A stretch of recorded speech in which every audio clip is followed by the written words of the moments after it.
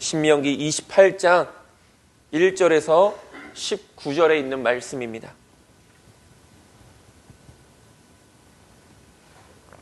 우리 다 찾으셨으면 우리 앞에 있는 화면을 보시면서 우리말 성경으로 우리 1절부터 함께 읽겠습니다.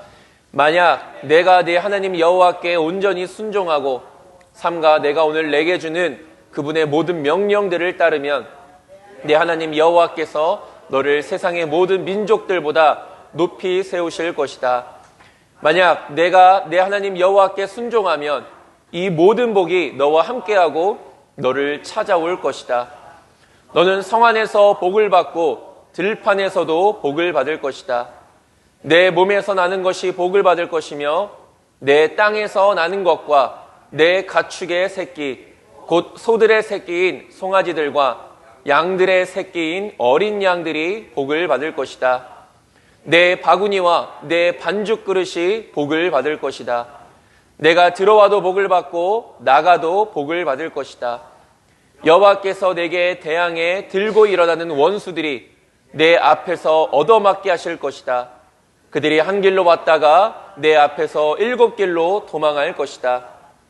여호와께서 내 창고와 내 손이 닿는 모든 것에 복을 보내실 것이며 내 하나님 여호와께서 내게 주시는 그 땅에서 내게 복 주실 것이다.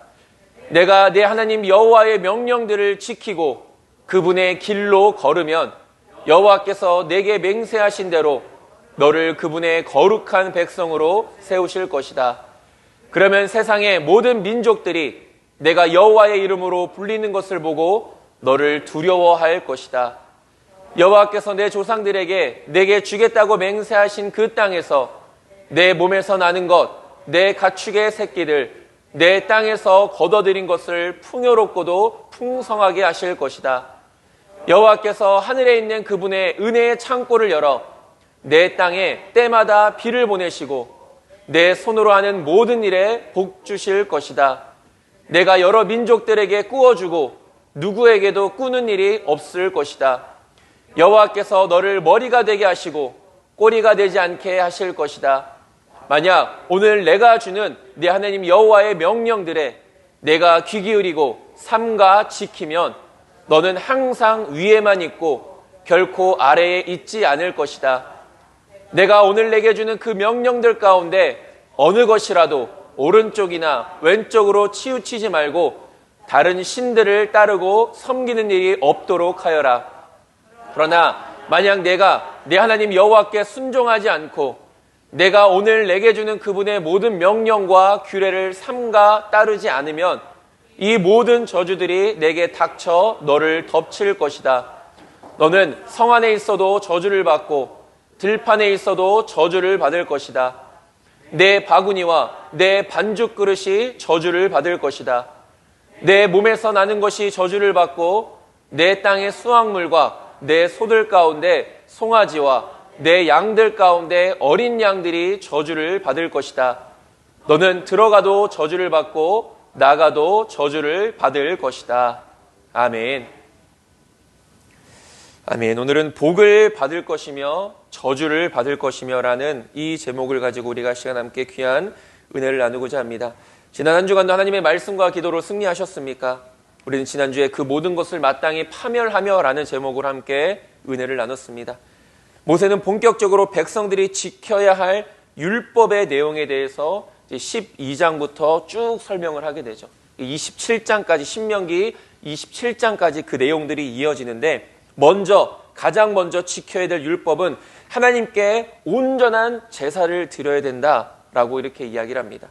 그러니까 하나님 앞에 온전한 제사를 드리기에 앞서 믿음의 백성들이 가장 먼저 해야 할 일은 바로 스스로를 성결케 하는 것이죠. 스스로를 거룩해 해야 합니다. 또한 새롭게 들어가게 될 가나안 땅에 오랫동안 자리 잡고 있었던 우상들을 제거하는 것이 백성들이 약속된 가나안 땅에 들어가서 가장 먼저 해야 될 일들이었던 것이죠. 당시 가나안 땅의 우상 숭배는 악하고 잔인하며 음란했습니다. 우상 숭배라는 죄는 결코 간단하지가 않습니다. 우상 숭배의 죄악이 얼마나 심각한 것인지, 우상 숭배에 대한 하나님의 진노와 그 심판이 얼마나 무서운 것인지를 우리는 분명히 인식할 수 있어야 되는 것이죠. 하나님보다 앞서는 것, 하나님보다 더 사랑하는 모든 것이 바로 우상 숭배입니다. 내 삶에 있는 우상이 완전히 제거될 때만이 하나님의 약속된 복을 누리며 살아갈 수 있게 되는 것이죠. 이것이 우리가 지난주에 함께 살펴봤던 말씀이었습니다. 오늘 본문 말씀은 예전에도 우리가 한번 다뤘던 본문입니다. 신명기 28장, 그리고 예로 드렸던 말씀이었죠.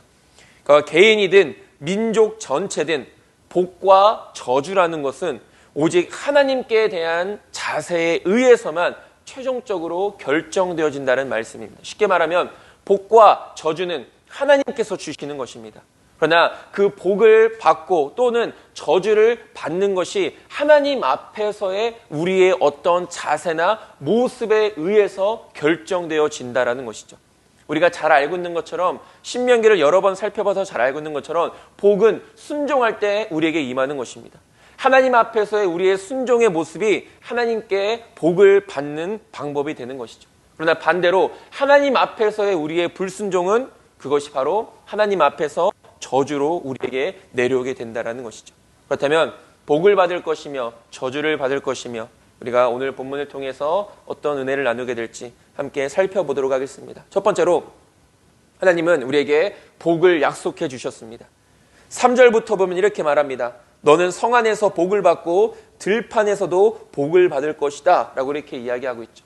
우리가 계속해서 누누이 신명기를 통해서 살펴보는 것처럼 우리가 복이라는 것 이전에 가장 먼저 무엇이 있었는지를 살펴볼 수 있어야 됩니다. 오늘도 참 복의 3절부터 쭉 복에 관한 말씀이 나오죠. 들어가도 복을 받고 나와도 복을 받고 모든 것이 다 복을 받는다. 그러나 그 복을 받는다라고 말씀하기 이전에 무엇이 먼저 있었습니까? 순종이라는 말이 먼저 있었다라는 것이죠. 너희가 순종할 때 이러한 복이 임하게 될 것이다. 그러니까 복을 받고 성 안에서도 복을 받고 들판에서도 복을 받는다는 것은 우리가 어느 곳에 있든지 하나님의 복이 우리에게 임하게 된다는 것이죠. 바로 어느 곳에서 순종하는 삶을 살아가는 자에게는 바로 그 사람에게는 어느 곳에서나 하나님의 복이 임하게 되는 것입니다. 얼마나 놀랍고 얼마나 감사한 일입니까? 내가 살아 숨쉬는 모든 순간에 하나님의 복이 임한다는 것이 얼마나 놀라운 일들입니까? 하나님은 신실하신 분이시기 때문에 약속하신 말씀은 반드시 지키시고 이루시는 분이심을 우리는 믿습니다. 이렇게 저렇게 여러 모양으로 우리에게 복을 주실 것이라고 오늘 본문은 말씀하고 있는데 정말로 이런 복이 나에게 임할 것을 생각하니 우리는 생각하는 것만으로도 참 벅차다라는 것이죠. 기대가 되지 않습니까? 하나님이 나에게 이런 복, 내가 상상치도 못한 하나님의 놀라운 은혜와 복을 나에게 부어주실 것이라는 이 기대감. 그렇다면 우리가 이 본문 말씀에서 또한 깊이 생각해 봐야 될 것이 있는데 1절에서 14절까지 말씀을 우리가 쭉 살펴봤고 그 말씀은 순종하면 복을 주시겠다는 말씀입니다. 그러나 복을 주시겠다는 말씀에서 그친 것이 아니라 그 이후부터 15절부터 68절까지는 어떤 말씀에 대해서 기록되어져 있습니까? 저주에 관한 말씀에 대해서 기록되어 있죠. 15절부터 보면 이렇게 말합니다. 내가 만일 네 하나님 여호와의 말씀을 순종하지 아니하여 내가 오늘 내게 명령하는 그의 모든 명령과 규례를 지켜 행하지 아니하면 이 모든 저주가 내게 임하며 내게 이를 것이니 라고 말합니다. 신명기 28장의 말씀은 우리에게 주실 복에 대해서만 말씀하고 있는 것이 아니라 우리에게 임할 저주도 함께 기록하고 있다는 것이죠. 이것은 신명기 28장에 있는 말씀뿐만이 아니라 성경 전체에 있는 말씀이 다 그렇게 말하고 있습니다. 복만을 기록한 것이 아닙니다. 하나님의 은혜만을 기록한 것이 아닙니다. 죄에 대해서도 기록하고 있고 그 죄에 대한 하나님의 진노에 대해서도 기록하고 있고 그 진노로 인한 심판과 멸망에 대해서도 성경은 분명하게 기록하고 있다는 것이죠. 그래서 신명기 28장의 제목을 우리가 굳이 붙여본다면 복과 저주의 약속이라고 이렇게 붙여볼 수 있습니다. 복과 저주. 복도 약속하셨지만 동시에 하나님은 저주도 약속하셨다. 복에 대한 약속은 이해가 됩니다. 하나님은 복 주신 분이시라는 것을 우리가 잘 알고 있기 때문이죠. 그리고 우리는 하나님은 당연히 우리에게 복을 주시는 분이다 라고 이렇게까지 생각할 때가 있습니다. 그러나 저주에 대한 약속이라는 것에 대해서는 때로는 이해하기 힘들 때가 있다는 것이죠. 많은 사람들, 심지어는 믿지 않는 사람들까지도 하나님 하면 가장 먼저 떠오르는 것이 바로 복입니다. 하나님은 복 주시는 분이다. 믿지 않는 사람들까지도. 그럼에도 불구하고 하나님은 우리에게 복을 약속하시면서 저주도 약속해 주셨다라는 것이죠. 어떻게 선하신 하나님께서 하나님의 백성들을 저주하실 수 있을까라고 우리는 이렇게 의아해할 수도 있습니다. 그러나 이것들을 우리가 좀 더 깊이 들여다보면 이것은 하나님의 공의라는 것을 발견하게 됩니다.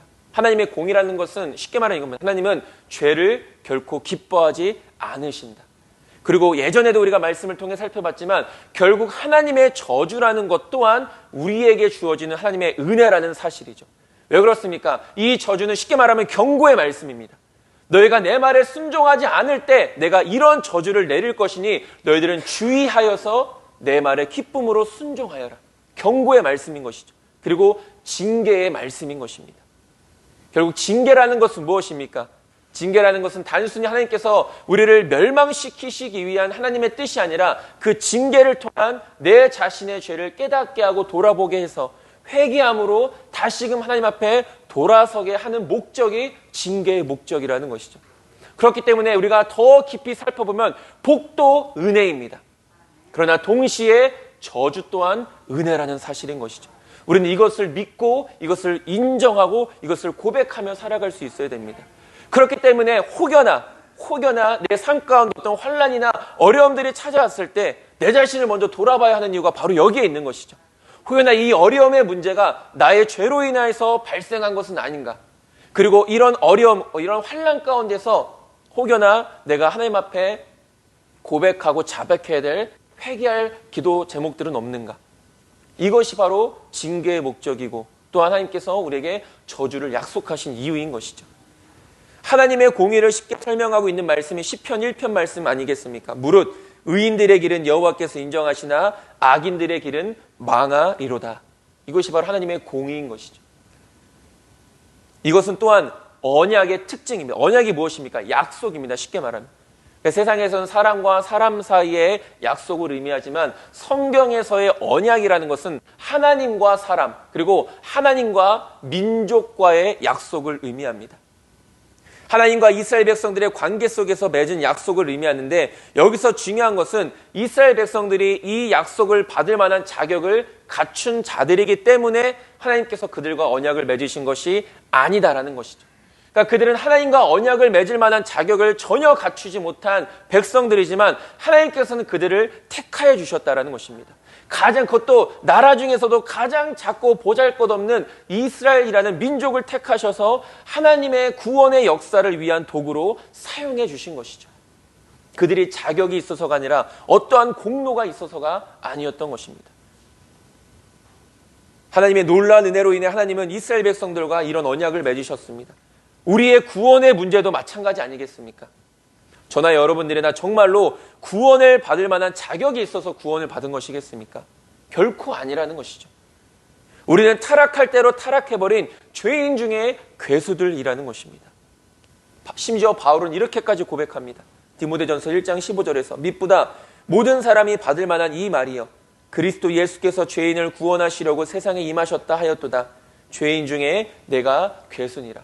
바울은 자신이 어떤 사람인지를 그 누구보다도 잘 알았던 사람입니다.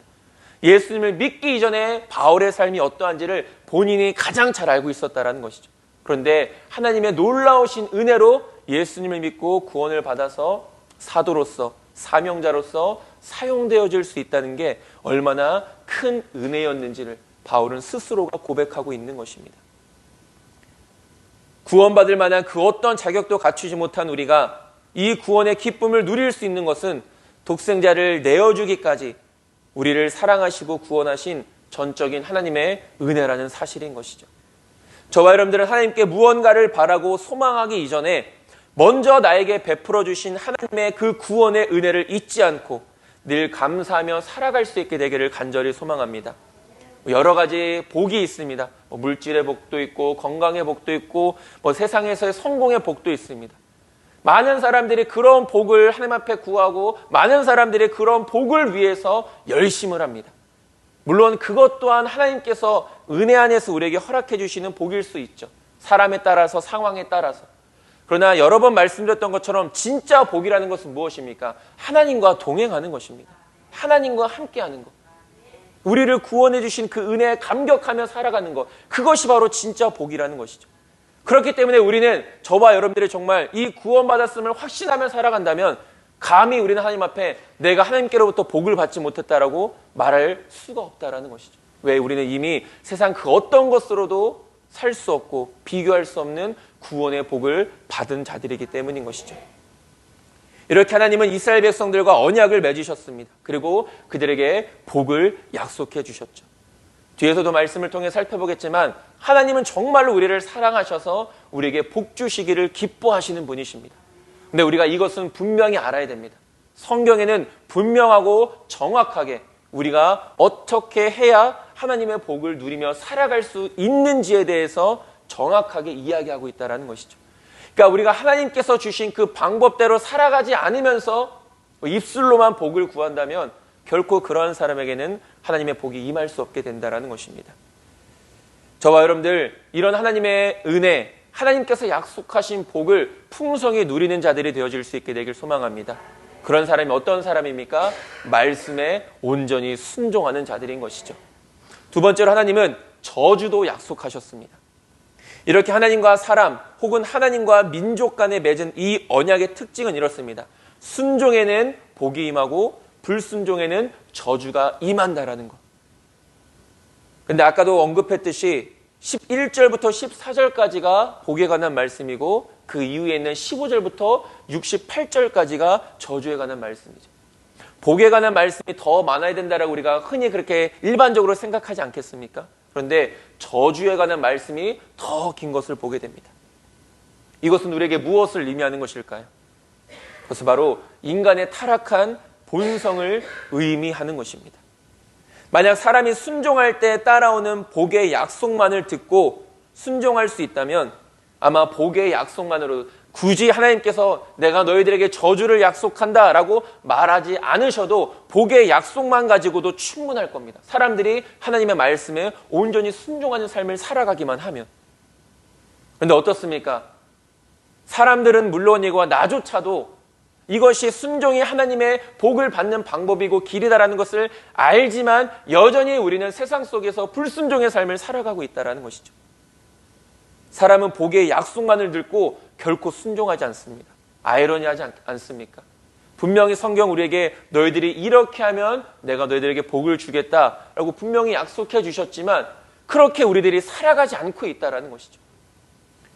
분명 순종할 때 복이 임한다고 말씀하고 있지만 우리는 그 말씀에 순종하지 않습니다. 왜 그렇습니까? 여전히 내 안에 있는 이 본성의 완악함 때문인 것이죠. 복은 간절히 바라면서도 말입니다. 그렇기 때문에 불순종에 대한 경고가 반드시 필요한 것이죠. 순종에 대한 복의 선언보다 불순종에 대한 경고의 선언이 훨씬 긴 이유가 바로 여기에 있는 것이죠. 또한 하나님께서는 모세를 통하여서 몇 번이고 반복하여 이스라엘 백성들에게 경고하셨습니다.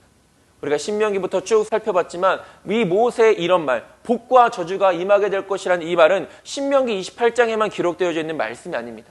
신명기 전체에 기록되어져 있는 말씀이죠. 그러니까 한 번, 두 번 언급한 것이 아니라 여러 번을 언급한 것이죠. 여러 번을 강조한 것입니다. 왜 그렇습니까?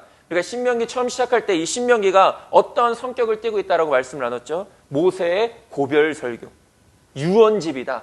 모세가 이제 하나님의 이제 부르심을 받게 될 날이 얼마 남지 않았을 때 백성들을 향하여서 가나안 땅에 들어가게 될 백성들을 향하여서 마지막 유언집이 바로 이 신명기다라고 이렇게 말씀을 나눴습니다.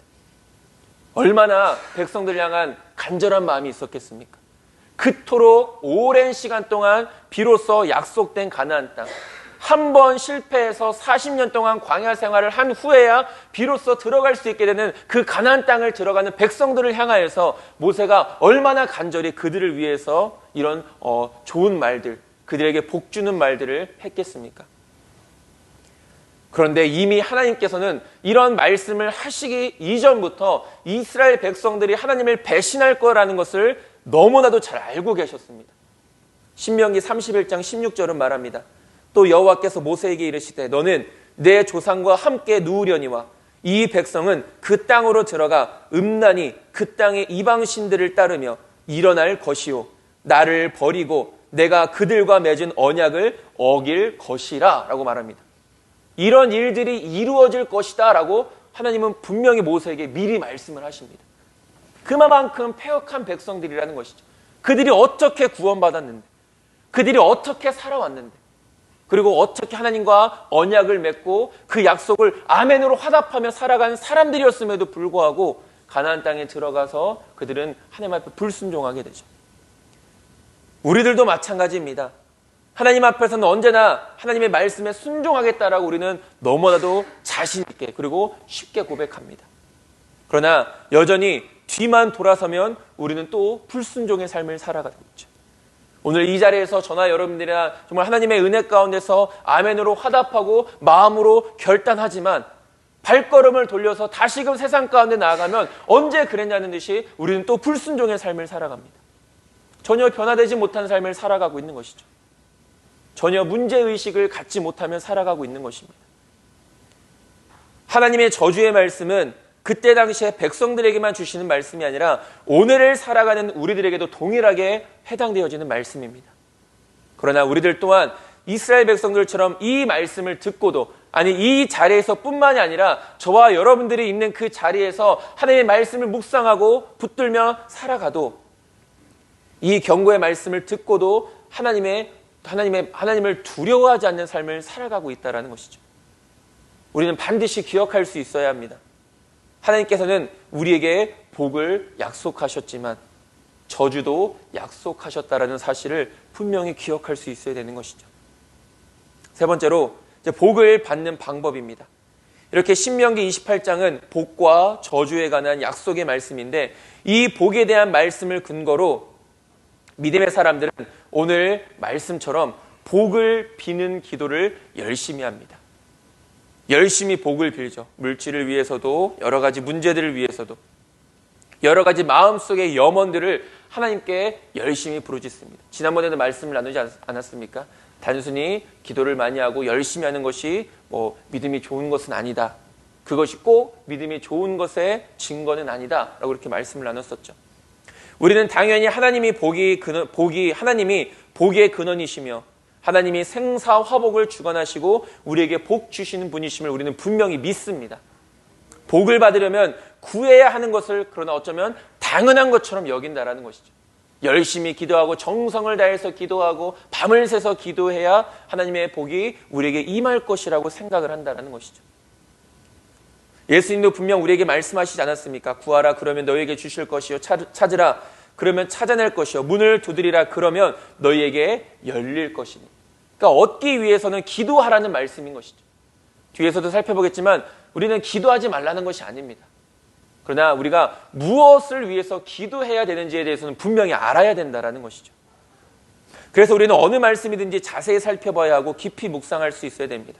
오늘 본문의 말씀도 자세히 살펴보면 이 말씀은 우리에게 기도 제목으로 주신 것이 아니라 언약으로 주신 것임을 보게 됩니다. 그러니까 너희들이 이런 복을 받기 위해서는 이렇게 기도해라 라는 이 말씀이 아니라는 것이죠. 너희가 이런 복을 받길 원한다면 나와 맺은 언약을 기억하고 순종하며 살아가라. 이것이 오늘 말씀인 것입니다. 나에게 들어가도 나와도 복을 주시옵소서 이렇게 기도하라는 것이 아니죠. 그렇게 굳이 너희들이 기도하지 않아도 너희가 내 말을 듣고 순종하면 너희가 구하지 않은 것들까지도 내가 너에게 더하여 주겠다. 너희의 필요에 따라 너희들에게 합당한 은혜를 내가 내려주겠다. 이 말씀인 것이죠. 예수님 아까 구하라 찾으라 두드리라 그것도 마찬가지 아닙니까? 우리가 어떻게 기도해야 되는가? 너희는 먼저 그의 나라와 그의 의를 구하라. 그러면 구하지 않는 것들까지도 하나님께서 너에게 더하여 주시겠다. 이것이 기도에 해야 하는 이유이고 우리의 기도의 방법이 되어져야 되는 것이죠. 일정한 조건을 만족시키느냐 만족시키지 않느냐에 따라 어떤 결과가 초래될지를 선언하는 말씀인 것이죠. 너희가 이렇게 하면 이런 결과를 얻을 것이고 저렇게 하면 저런 결과를 얻을 것이다 라고 말합니다. 근데 오늘 본문에서는 너희가 이렇게 기도하면 이런 복을 받을 것이고 라고 말하지 않죠. 이렇게 순종하면 너희가 복을 받을 것이다 라고 말하고 있다는 것입니다. 그러므로 이런 하나님의 약속 아래서 우리가 진짜 복을 얻으려면 기도할 것이 아니라 복을 받을 수 있는 조건을 만족시킬 수 있어야 되는 것이죠. 그것이 바로 순종의 삶인 것입니다. 우리는 흔히 열심히 복을 달라고 하나님께 기도하죠. 복을 받아야 될 이유도 많습니다. 그리고 우리는 하나님께서 나에게 이런 복을 주시면 내가 이렇게 열심히 순종하겠다라고까지도 이렇게 고백을 합니다. 오늘 본문 1절 말씀 다시 한번 읽어보면 이렇습니다. 만약 내가 내 하나님 여호와께 온전히 순종하고 삼가 내가 오늘 내게 주는 그분의 모든 명령들을 따르면 내 하나님 여호와께서 너를 세상의 모든 민족들보다 높이 세우실 것이다. 기도하면이 아니라 순종하면이라고 말하고 있습니다. 말씀 어디에도 너희가 이런 복을 받기 위해서 기도하라고 말씀하고 있지 않죠. 신명기 6장 3절에서도 이렇게 말합니다. 이스라엘아 듣고 삼가 지키라.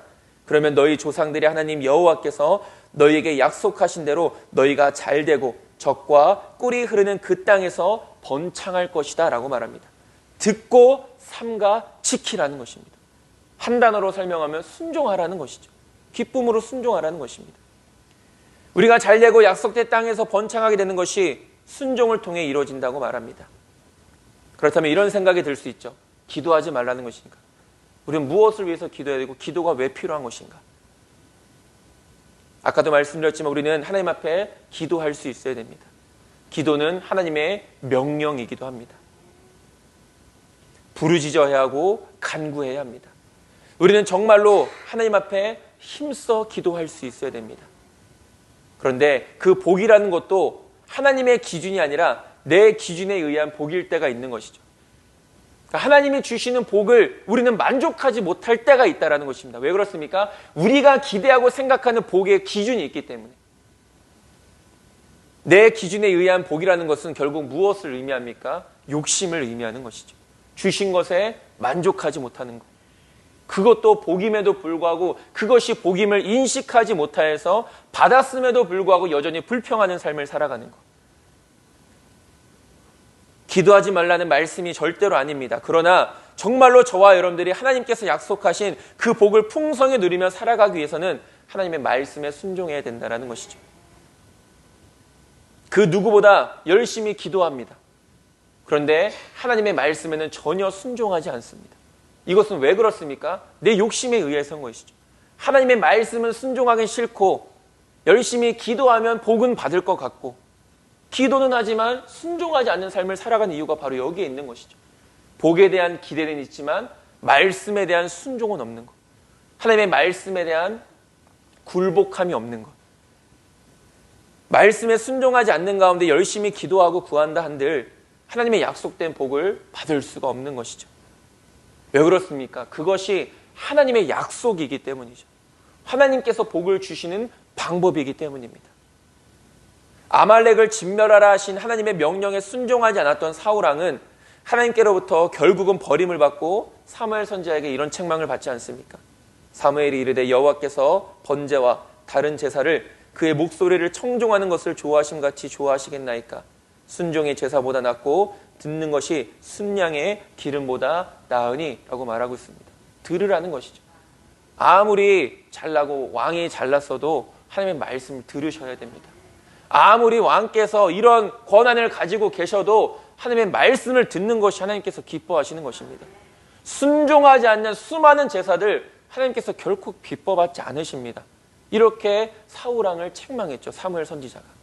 그러면서 다음 절에 뭐라고 말합니까? 사무엘상 15장 23절에 이는 거역하는 것은 점치는 죄와 같고 완고한 것은 사신 우상에게 절하는 죄와 같음이라. 왕이 여호와의 말씀을 버렸으므로 여호와께서도 왕을 버려 왕이 되지 못하게 하셨나이다 라고 말합니다. 사울왕이 먼저 하나님을 버렸습니다. 하나님도 사울왕을 버리셨죠. 하나님의 말씀에 순종하지 않고 하나님의 말씀에 귀 기울이지 않고 형식적으로 드려지는 제사나 순양의 기름은 하나님이 받지 않으신다라는 것입니다. 우리도 마찬가지 아닙니까? 말씀에 순종하지 않고 그 말씀에 귀 기울이지 않은 채 여전히 형식적으로 습관적으로 드려지는 종교적인 행위로 하나님을 기쁘시게 한다라고 하나님을 만족시켜 드렸다라고 우리 또한 착각하며 살아갈 때가 있습니다. 예배 드렸고 기도도 했고 찬양도 했고 주일도 지켰고 때로는 헌금도 했고 이런 종교적 행위로 마치 나 또한 하나님께 순종하고 있다라고 말하고 있지는 않습니까? 여전히 하나님의 말씀에는 귀를 닫은 채 마음을 닫은 채 세상 속에서 내 마음대로 내 뜻대로 내 생각대로 살아가면서 여전히 교회에 나와서는 예배를 드렸다라고, 말씀을 들었다라고, 헌금을 드렸다라고, 세상 가운데서 살아가면서 여전히 하나님의 말씀과는 전혀 상관없는 삶을 살아가고 그리스도인으로서의 의무와 책임을 다했다라고 우리는 착각하며 살아가고 있는 것은 아닙니까? 저와 여러분들은 진정 하나님을 예배하는 자들이 되어지기를 간절히 소망합니다. 진짜 예배는 무엇입니까? 세상 속에서의 말씀에 순종하며 거룩한 삶을 살아가는 것이 진짜 예배인 것이죠. 물론 이 예배가 중요하지 않다라는 것이 아닙니다. 그러나 이 예배가 진짜 예배가 되기 위해서, 이 예배가 진짜 하나님이 받으신 예배가 되기 위해서는 우리의 거룩한 삶과 이 예배가 하나가 되어져야 된다는 것이죠. 저와 여러분들은 진짜 하나님의 복을 누리는 자들이 되어지길 소망합니다. 그러기 위해서는 여러분들 힘써 하나님의 말씀에 순종하며 살아갈 수 있어야 되는 것이죠. 마지막 네 번째로 진정한 복입니다.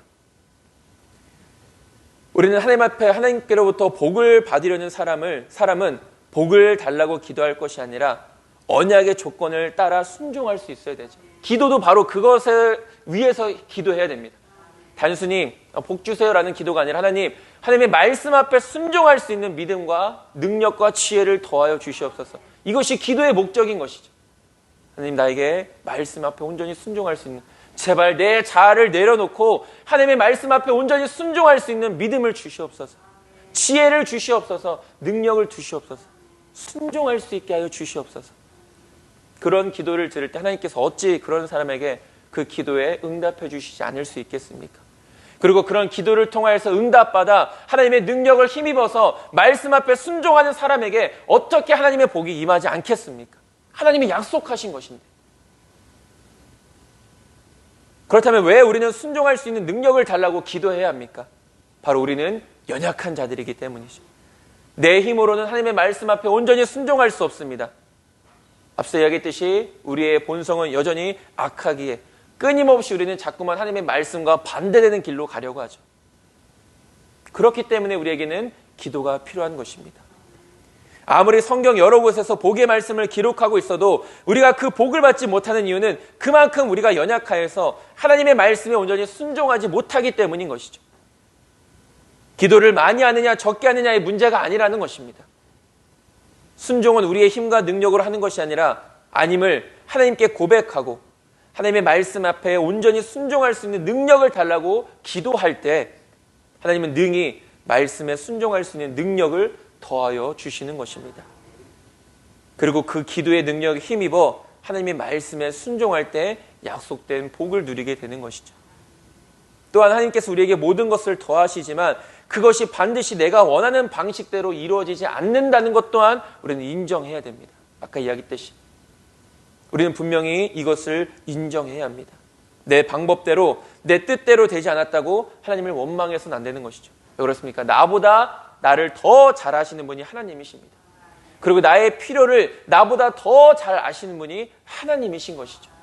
그러니까 하나님께서 주시는 그 어떤 것도 우리에게 해가 될 것이 없으며 하나님께서 주시는 그 어떤 것도 우리가 누리지 못할 것은 하나도 없다라는 것이죠. 다 기쁨으로 감사함으로 누릴 수 있는 것들입니다.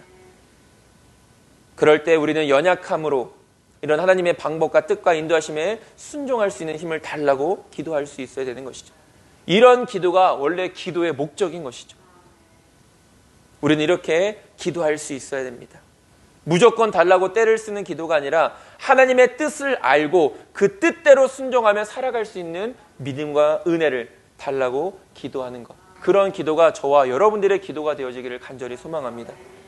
하나님은 분명 우리에게 복 주시기를 기뻐하시는 분이십니다. 우리를 정말로 사랑하시는 분이십니다. 저와 여러분들 이런 진정한 하나님의 복이 진짜 기도를 통한 순종의 능력들을 통하여서 하나님이 주시는 복을 풍성히 누릴 수 있게 되기를 간절히 소망합니다. 말씀을 정리하겠습니다. 하나님은 우리에게 복과 저주도 함께 약속하셨습니다. 하나님께로부터 복을 받는 방법은 구하는 것을 많이 하는 것이 아니라 복을 받을 만한 순종의 삶을 힘써 살아가는 것입니다.